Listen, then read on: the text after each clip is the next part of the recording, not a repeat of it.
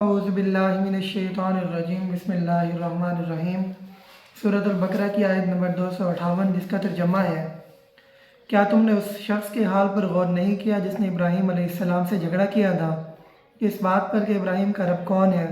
اس بنا پر اللہ نے اس کو حکومت دے رکھی تھی، اور جب ابراہیم نے کہا کہ میرا رب وہ ہے جس کے اختیار میں زندگی اور موت ہے، تو اس نے جواب دیا کہ زندگی اور موت تو میرے اختیار میں بھی ہے۔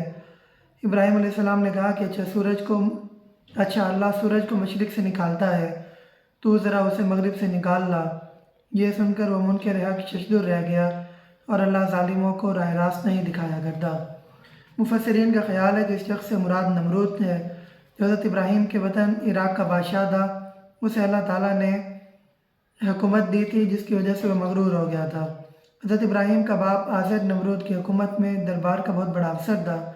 حضرت ابراہیم نے جب کھلم کھلا شرک کی مخالفت کی اور توحید کی تبلیغ شروع کی، اور ایک دن مشرکوں کے بت خانے میں جا کر ان کے معبودوں کو توڑ پھوڑ دیا، تو یہ مقدمہ نمرود بادشاہ کے دربار میں پیش ہوا، اور اس ضدی ملعون نمرود نے حضرت ابراہیم سے یہ مباحثہ کیا اور حضرت ابراہیم سے پوچھا کہ تیرا خدا کون ہے؟ حضرت ابراہیم نے جواب دیا کہ میرا رب وہ ہے جس کے قبضہ قدرت میں موت و حیات ہے، یعنی اللہ تعالیٰ کی ان دو صفات کا حضرت ابراہیم نے ذکر کیا جو بالکل واضح تھیں، اور جن کا شخص روزمرہ میں مشاہدہ کرتا ہے، یعنی زندہ کرنا اور مارنا۔ موت و حیات اللہ کے ہاتھ میں ہے، وہ جسے چاہتا ہے زندگی عطا کرتا ہے اور جسے چاہتا ہے زندگی لے لیتا ہے۔ نمرود نے حضرت ابراہیم کی اس دلیل کو غلط معنوں میں لیا اور کہنے لگا کہ اللہ تعالیٰ ظاہری اسباب کے ذریعے ایسا کرتا ہے، اور ظاہری اسباب کے ذریعے تو میں بھی ایسا کر سکتا ہوں، جسے چاہوں معاف کر دوں اور جسے چاہے قتل کرا دوں۔ حالانکہ نمرود تو جانتا تھا کہ موت و حیات اللہ تعالیٰ کے قبضہ قدرت میں ہے، مگر اقتدار کے نشے میں محض ضد اور اناد کے باعث اس نے یہ جواب دیا۔ اور یہ حقیقت ہے کہ قدیم ترین زمانے سے آج کے مشرک معاشروں تک کی یہ خصوصیت رہی ہے کہ وہ اللہ تعالیٰ کو رب اور خداؤں کا خدا تو مانتے ہیں، مگر تنہا اس کو رب اور الہ نہیں مانتے۔ وہ اللہ کے ساتھ انبیاء، اولیاء اور ارواح، فرشتوں، جنوں، ستاروں، سورج، چاند، آگ، سانپ، دوسری بہت سی اشیاء اور زندہ یا مردہ بے شمار ہستیوں کو شریک ٹھہراتے ہیں، ان سے دعائیں مانگتے ہیں، ان کی منتیں مانگتے اور نظر نیاز دیتے ہیں، ان سے مدد مانگتے ہیں، اور اللہ کی ذات و صفات میں شرک کرتے ہیں۔ حضرت ابراہیم سمجھ گئے کہ نمرود ضد اور ڈٹائی پر تلا ہوا ہے، چنانچہ انہوں نے ایک ایسی دلیل پیش کر دی کہ جس کے سامنے وہ بالکل مبہوت اور بے بس ہو کر رہ گیا۔ آپ نے فرمایا کہ میرا رب سورج کو مشرق سے نکالتا ہے، اگر تمہیں کوئی اختیار ہے کہ سورج کو مغرب سے نکال کر دکھاؤ، جس پر وہ لاجواب ہو کر رہ گیا۔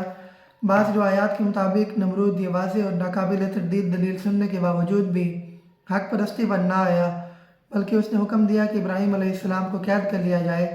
10 روز تک جیل میں رکھنے کے بعد بادشاہ کی کونسل نے فیصلہ کیا کہ حضرت ابراہیم علیہ السلام کو زندہ جلا دیا جائے، اور ان کو آگ میں پھینکنے کا وہ واقعہ پیش آیا جو قرآن مجید میں کئی مقامات پر پیش ہوا ہے۔ اگلی ہی آیت میں ہے کہ ترجمہ، یا پھر مثال کے طور پر اس شخص کو دیکھو جس کا گزر ایک ایسی بستی پر ہوا جو اپنی چھتوں پر اوندھی گری پڑی تھی۔ اس نے کہا کہ یہ آبادی جو ہلاک اور برباد ہو چکی ہے، اسے اللہ کس طرح دوبارہ زندگی بخشے گا؟ اس پر اللہ نے اس کی روح قبض کر لی اور وہ 100 برس تک مردہ پڑا رہا۔ پھر اللہ نے اسے دوبارہ زندگی دی اور اس سے پوچھا، بتاؤ کتنی مدت پڑے رہے ہو؟ اس نے کہا کہ ایک دن یا دن کا کچھ حصہ رہا ہوں گا۔ اللہ نے فرمایا، تم پر 100 برس اسی حالت میں گزر چکے ہیں۔ اب ذرا اپنے کھانے اور پانی کو دیکھو کہ اس میں ذرا بھی تبدیلی نہیں آئی۔ دوسری طرف ذرا اپنے گدھے کو بھی دیکھو کہ اس کا پنجر تک بوسیدہ ہو چکا ہے، اور یہ ہم نے اس لیے کیا کہ ہم تمہیں لوگوں کے لیے نشانی بنا دینا چاہتے ہیں۔ پھر دیکھو کہ ہڈیوں کے اس پنجر کو ہم کس طرح گوشت پوست اس پر چڑھاتے ہیں۔ اس طرح جب حقیقت اس کے سامنے بالکل عیاں ہو گئی تو اس نے کہا کہ میں جانتا ہوں کہ اللہ ہر چیز پر قدرت رکھتا ہے۔